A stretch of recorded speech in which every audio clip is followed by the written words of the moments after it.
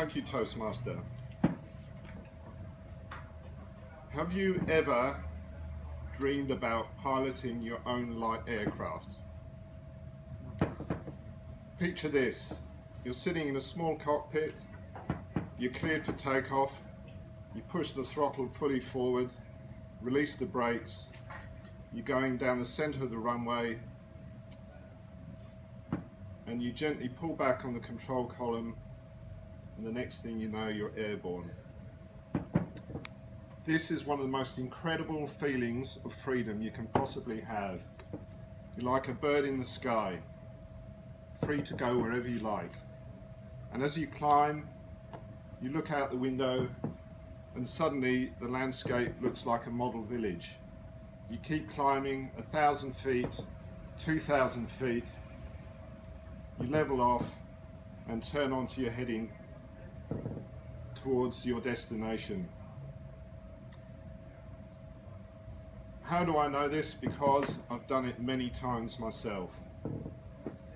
And my dream wasn't just to fly light aircraft. My dream at one time was to become an airline pilot.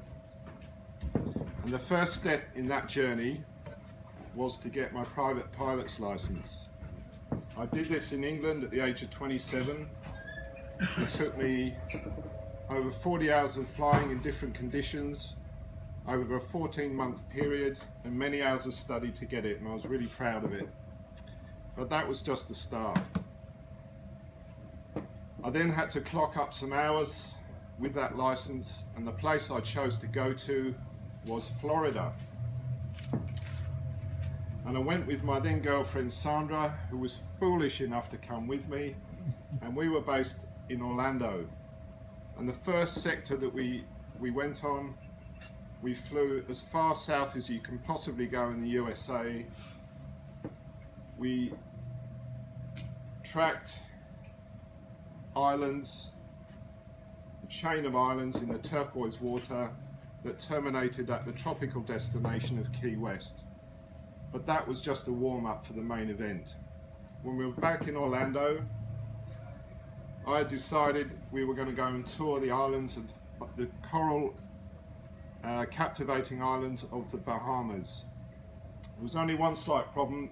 There's a lot of water between Florida and the Bahamas, especially in a single engine aeroplane.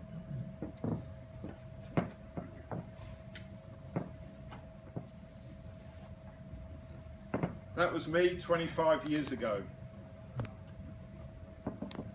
And the day we took off from Orlando to fly to Grand Bahama Island, I'll never forget.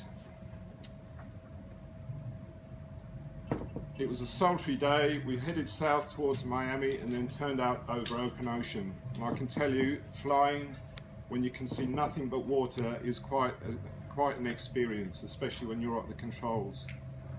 And I remember looking down on my lap and looking at the map on my lap, thinking, I'm putting our lives in the map maker's hands, because if this information is incorrect, we might need that inflatable life raft that's sitting on the back seat behind us. But as it turned out, that particular flight worked perfectly. Everything went absolutely to plan, and 2.5 hours later we touched down here at Freeport International on the 11,000-foot runway in a tiny little Cessna. I almost got out and kissed the ground, because to me at that point in time that was my greatest achievement. I was so happy. We then toured some more islands in the Bahamas, a beautiful place, and something amazing happened on the way back to Orlando.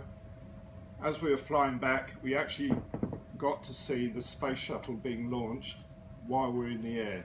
There was a tiny little white rocket. Fortunately, we went over the launch pad, but there was a little rocket popped through a layer of cloud and a massive red flame as it took off into the atmosphere. An indelible memory I'll never forget. So that was the adventure. Back to the UK, I did my written exams, and then 2 years later I went to pilot training school at a place called Prestwick in Scotland. When I got there, I was really fired up Scotland is the perfect place for pilot training because the weather it's very wet, windy and cold, and if you can fly in those conditions, you're well prepared. So when I got there, I was all fired up, got into the training, and then something unexpected happened. I actually hated it. After all that effort, the school was run by ex-military pilots. I come from television, which is very laid back, working with a lot of women. This was all men, and I hated the regimentation of the place. Even though I was following my brother, who recently graduated, he sailed through, but I absolutely hated it. And what I came to realise was it was the adventure, not the earning potential, that is what I really loved about flying.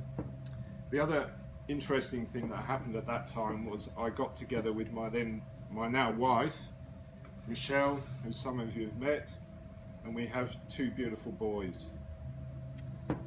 So like a lot of people, we have to try things to figure out whether it's right for us or not. So in summary, I learnt to fly.